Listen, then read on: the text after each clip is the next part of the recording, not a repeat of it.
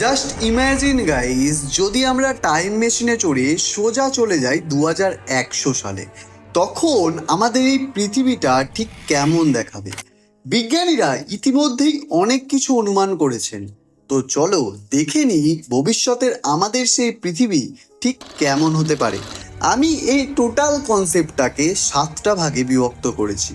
Point number 1, জলবায়ু পরিবর্তন ও তাপমাত্রা বৃদ্ধি। আইপিসিসি অর্থাৎ inter governmental panel on climate change অনুযায়ী 2100 সালের মধ্যে পৃথিবীর গড় তাপমাত্রা 1.5 ডিগ্রি সেন্টিগ্রেড থেকে 4 ডিগ্রি সেন্টিগ্রেড পর্যন্ত বাড়তে পারে। এর মানে গরমের তীব্রতা খুবই বেশি হবে, বরফের স্তর দ্রুত গলবে, বিশেষ করে গ্রিনল্যান্ড ও আন্টার্কটিকায় থাকা বরফ।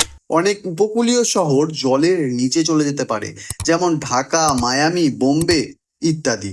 পয়েন্ট নাম্বার 2, সমুদ্রপৃষ্ঠের উচ্চতা বৃদ্ধি।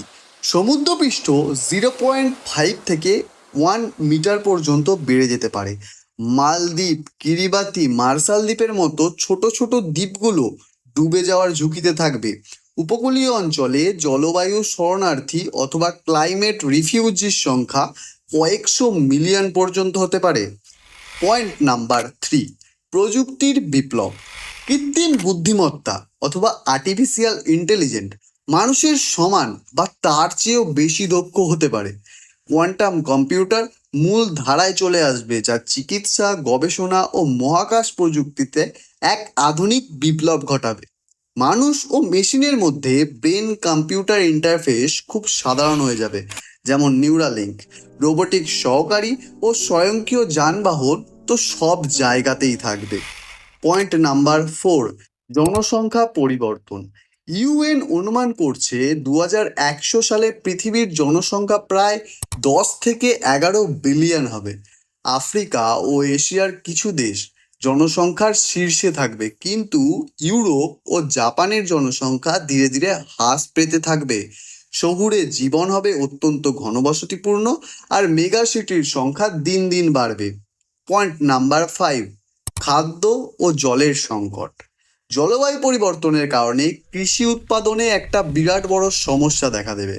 খরা, বন্যা ও তাপপ্রবাহ খাদ্য উৎপাদন হ্রাস করতে পারে। সমুদ্রের জল লবণমুক্ত করার প্রযুক্তি, যাকে বলা হয় ডিসলিনেশন, যেটা অনেক দেশেই বাধ্যতামূলক হয়ে যাবে। পয়েন্ট নাম্বার 6, মহাকাশ অনুসন্ধান ও বসতি। মঙ্গল গ্রহে স্থায়ী মানব বসতি সম্ভব হতে পারে। চাঁদে খনিজ সম্পদ আরোহণ বা মাইনিং শুরু হতে পারে। স্পেস ট্যুরিজম ধনী মানুষদের জন্য একটা সাধারণ বিষয় হয়ে যাবে। আর এদিকে ইলন মাস্ক তো বলেই দিয়েছেন যে তিনি 2035-এর মধ্যে মঙ্গল গ্রহে জনবসতি স্থাপন করেই ছাড়বে। পয়েন্ট নাম্বার 7, জৈব প্রযুক্তি ও চিকিৎসা। জেনেটিক ইঞ্জিনিয়ারিং অথবা CRISPR দ্বারা রোগ প্রতিরোধ ক্ষমতা জন্মের আগে থেকেই নির্ধারণ করা যাবে। মানুষের গড় আয়ু 100+ বছর পর্যন্ত হতে পারে। আর উল্টো দিকে এর ঠিক উল্টোটাও হতে পারে, মানুষের গড় আয়ু ধীরে ধীরে 50-এর নিচেও চলে যেতে পারে। কৃত্রিম অঙ্গ প্রত্যঙ্গ 3D প্রিন্টারের মাধ্যমে তৈরি করা হবে। তো বন্ধুরা, 2100 সালের পৃথিবী হবে প্রযুক্তি, চ্যালেঞ্জ আর নতুন সম্ভাবনার হাজারো মিশ্রণ। তাই এখন যা করছি সেটাই নির্ধারণ করবে ভবিষ্যৎ কেমন হবে। আপনারা কি মনে করেন তা অবশ্যই কমেন্টে জানান। আর 2100 সালের পৃথিবী স্বর্গ হবে নাকি চ্যালেঞ্জে ভরা হবে এক নতুন দুনিয়া, সেটা কমেন্টে জানাতে একদমই ভুলবে না।